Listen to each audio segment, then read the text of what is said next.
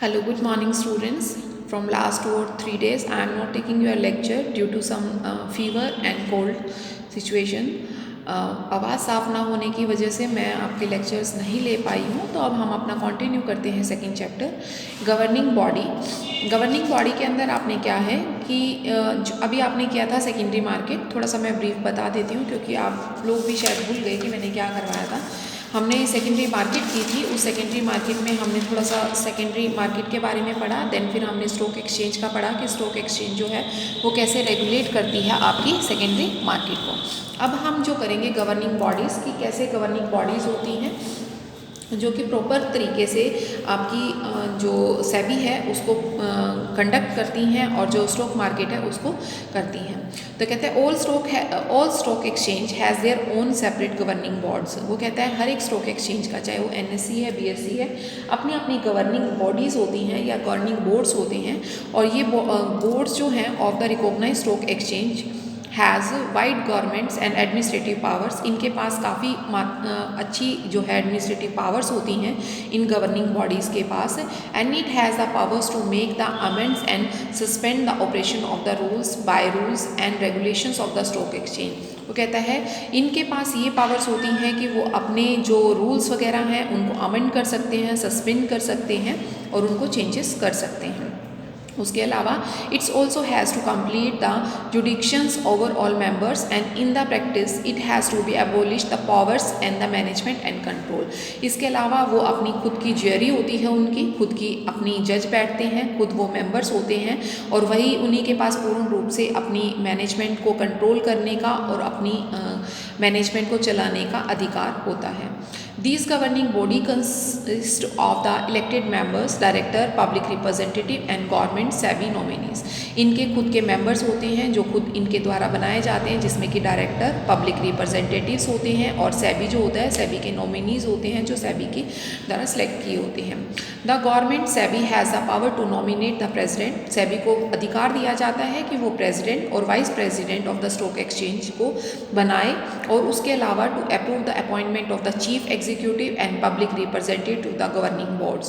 तो कहते हैं गवर्निंग बॉडी भी जो है उनको एज अ डायरेक्टर और chief executive as a public representative भी सिलेक्ट करती है। Chief executive exercise the control on the members including there administration.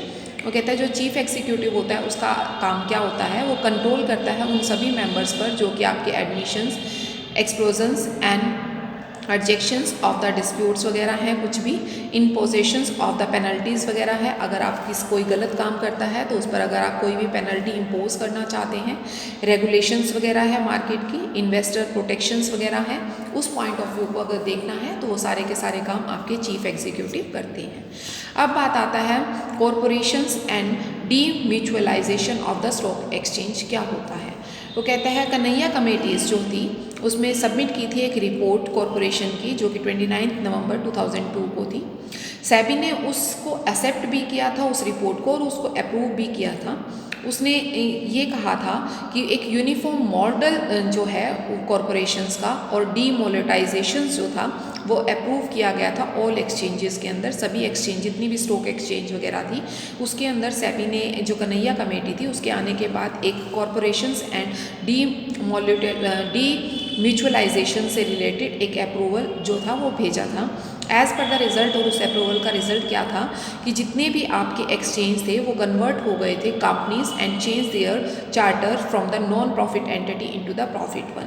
Mean जितनी भी आपके एक्सचेंजेस थे उनको कन्वर्ट कर दिया गया था या तो कंपनीज़ के अंदर और या फिर नॉन जो प्रॉफिट एंटिटीज़ थी उनको प्रॉफिट मीन जो आपकी NGOs वगैरह होती हैं उनको भी प्रॉफिट एंटिटीज़ के अंदर कंसीडर कर दिया गया था। मीन वो भी एक प्रॉफिट कमाने वाली संस्था बन गई थी।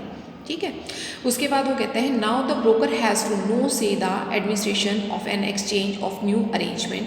लेकिन अब जो ब्रोकर्स हैं उन्होंने अपने एडमिनिस्ट्रेशन का एक नए तरीके से अरेंजमेंट किया है। एक जो ब्रोकर है वो अब क्या करता है, वो ट्रेडिंग राइट्स रखता है, फ़ीस लेता है अपनी फिक्स, जो एक्सचेंज में फ़ीस होती है उसकी ब्रोकर की वो उसको पे की जाती है या वो उसको लेने का अधिकारी होता है। और जो शेयर होल्डर होते हैं जो आपके कॉर्पोरेटाइज जो आपके शेयर होल्डर हैं एक्सचेंज में, वो अधिकार रखते हैं अपने जो राइट्स हैं उन पर। And the share of exchange can also be listed on the exchange. जितने भी लिस्टेड कंपनीज होती हैं वो सारे लिस्टेड शेयर्स को ही इशू कर सकती हैं। सेबी जो है उनको अप्रूव करता है नेम ऑफ ऑल डायरेक्टर्स, जितने भी आपके ब्रोकर्स होते हैं, ब्रोकर डायरेक्टर्स होते हैं। स्टॉक एक्सचेंज जो है वो आपका इक्वल रिप्रेजेंटेटिव होता है, जो आपके ब्रोकर्स हैं, जितने आपके शेयर होल्डर्स हैं और जितने आपके इन्वेस्टर्स होते हैं। उसके अलावा जो आपकी कॉरपोरेशंस एंड डीम्यूचुअलाइजेशन है स्टॉक एक्सचेंज की, उसको हमने डिफाइन किया है under section 2AA and section 2AB and security control act regulations act 1956 में एज फॉलोज। अब जो आपका मीनिंग है इनका, वो प्रॉपर मीनिंग आपने यहीं से करना है और एज इट इज़ ही करना है। क्या है? वो कहता है कॉर्पोराइजेशंस क्या होता है, mean the success of the recognise stock exchange being a body of individual और the society registered under the societies regulation 1860 and by another stock exchange. वो कहते हैं कॉर्पोरेशंस जो है वो एक रिकॉग्नाइज स्टॉक एक्सचेंज है, सक्सेशन ऑफ द बॉडीज़ है, जो कि 1860 में अंडर द सोसाइटी है। Another stock exchange being the company incorporate of the purpose of assisting, regulating or controlling the business of buying, selling and dealing in the securities carried on by such individual or the society। वो कहता है जो आपकी corporation है उसका काम भी उसको रेगुलेट करना, उसको कंट्रोल करना, अपनी सेल परचेज जो उनके सिक्योरिटीज़ है उनको डील करना, सिक्योरिटीज़ को अच्छी तरह से, ये सारे काम जो है कॉरपोरेशंस करती है। उसके बाद वो कहते हैं डीम्यूचुअलाइजेशन के अंदर क्या होता है। वो कहते हैं demutualisation means the segregations of ownership and management from the trading rights of the members of the recognized stock exchange in according with the scheme approved by the Securities and Exchange Board of India। तो कहता है segregation में आपका क्या आएगा कि जितने भी आपके मतलब सेग्रीगेशन होता है बांट देना, ठीक है। वो कहता है जितने भी आपके स्टॉक एक्सचेंज के मेंबर्स हैं या जितने भी आपके मैनेजमेंट है या ऑनरशिप में है, उन सभी मेंबर्स को, सभी को क्या कर दिया, सिक्योरिटीज़ वगैरह को, एक्सचेंज बोर्ड को, स्कीम को अप्रूव कर दिया जाता था। ऐसा डीम्यूचुअलाइजेशन के अंदर किया जाता था। अब वो कहता है इस कॉरपोरेशंस एंड डीम्यूचुअलाइजेशन का अंडर सेक्शन 4B के अंडर प्रोसीजर क्या है, क्या प्रोसेस है इसको बनाने की या इसको अप्लाई करने की। अगर हम इस प्रोसेस की बात करें तो कहते हैं all recognise stock exchange shall submit a scheme for the corporations and demutualisation for its approval with in such time as may be specified by the securities exchange board. जैसे ही सेबी इनको कोई भी टाइम या एक डेट फिक्स करके देती है, सभी स्टॉक एक्सचेंज क्या करते हैं, अपने आप को कॉरपोरेशन और डीम्यूचुअलाइजेशन की अप्रूवल ले लेते हैं। उसके बाद जैसे ही इनको अप्रूवल की रिसिप्ट मिल जाती है, on receive of the scheme the stock exchange of India में after making such inquiry as may be necessary. उसके बाद जो भी इंक्वायरी होती है, नेसेसरी इंक्वायरी होती है बिहाफ एंड उनके खुद के बिहाफ पर, या फिर कोई बाहर से कोई फर्दर इंफॉर्मेशन उनके पास आती है उसके बिहाफ पर, तो वो स्टॉक एक्सचेंज से कर सकते हैं। If any as it may be required, जैसा कि इनको ठीक लगता है, जैसे ये सेटिस्फाई होते हैं उस हिसाब से इंटरेस्ट ऑफ द ट्रेड के बेसिस पर या पब्लिक इंटरेस्ट के बेसिस पर इसको मॉडिफिकेशंस की जाती हैं, इसको अप्रूव कर दिया जाता है स्कीम को, ठीक है। No scheme under section 2 shall be approved by the Security Exchange Board of India if the issue of the shares for a lawful consideration or provisions of trading rights in lieu of memberships cards of the members of recognized stock exchange or pay the dividends to members has been proposed out of any reserves and assets of the stock exchange।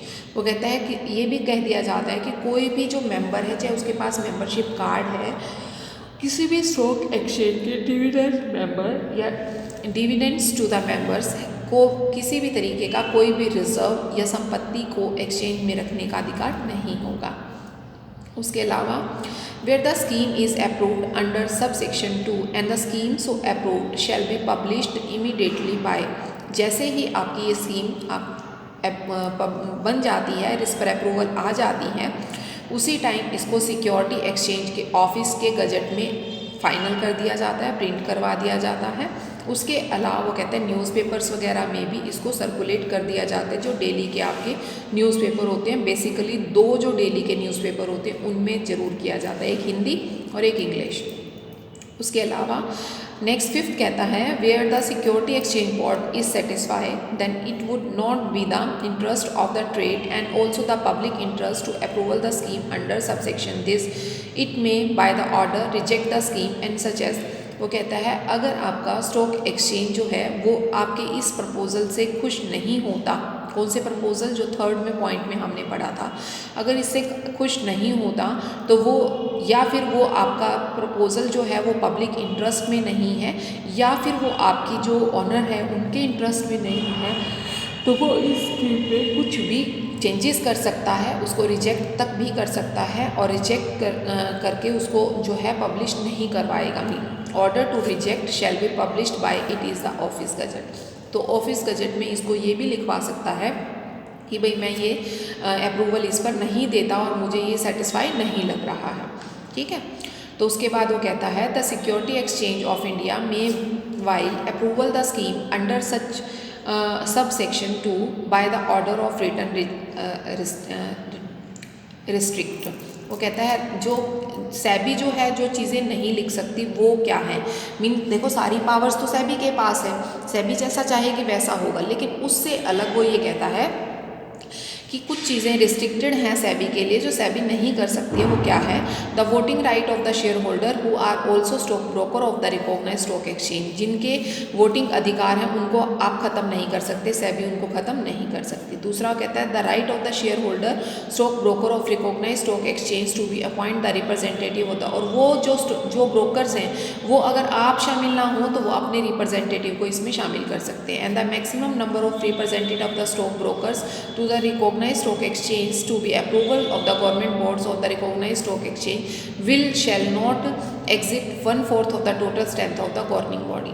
वो कहता है अगर आपके जो share holders हैं या जो आपके रिप्रेजेंटेटिव हैं या जो आपके स्टॉक ब्रोकर हैं, अगर वो 1/4 से ज़्यादा अगर उनकी स्ट्रेंथ है तो उस केस में जो आपकी गवर्निंग बॉडी है उनके पास चले जाते हैं। मीन जो पावर्स ऑफ जो आपके रूल्स हैं, रेगुलेशंस हैं, अमेंडमेंट्स हैं, वो सारे वो करने का अधिकार रख लेते हैं। उसके बाद वो कहता है the order must under section 6 shall be published in the official gazette and on the publications therefore order shall and note witnessing anything of the contrary containing in the companies act this. वो कहता है अब उसको publish जब वो हो जाता है किसी भी ऑफिशियल गजट में हो जाता है या कहीं पर भी हो जाता है तो वो क्या बन जाता है, एक तरीके से फोर्सफुली रूल बन जाता है और सबको फुल्ली इफेक्टिव होता है और उसको अप्लाई करना ज़रूरी हो जाता है। एंड द लास्ट वन है every is recognized stock exchange in respect of which the scheme of corporation or demutualization has been approved under section this and shall ensure that 51% of the equity shares of the capital held by the public and other than the shareholder having the trade right। वो कहता है इसमें ये चीज़ भी clear होती है कि अगर आपके 51% से ज़्यादा शेयर्स अगर आपके शेयर होल्डर के पास चले जाते हैं तो आपका जो इंटरेस्ट है वो पब्लिक इंटरेस्ट में कन्वर्ट हो जाता है और वो आपकी पब्लिक हेल्ड कंपनीज में मान ली जाती हैं। तो ये था बेटा आपका टॉपिक जिसके अंदर हमने प्रोसीजर्स वगैरह किया। अगला हम जो करेंगे वो करेंगे सिक्योरिटीज़ कॉन्ट्रैक्ट से रिलेटेड कि कैसे जो आपकी सिक्योरिटीज़ कॉन्ट्रैक्ट एक्ट है वो कैसे आपका काम करता है।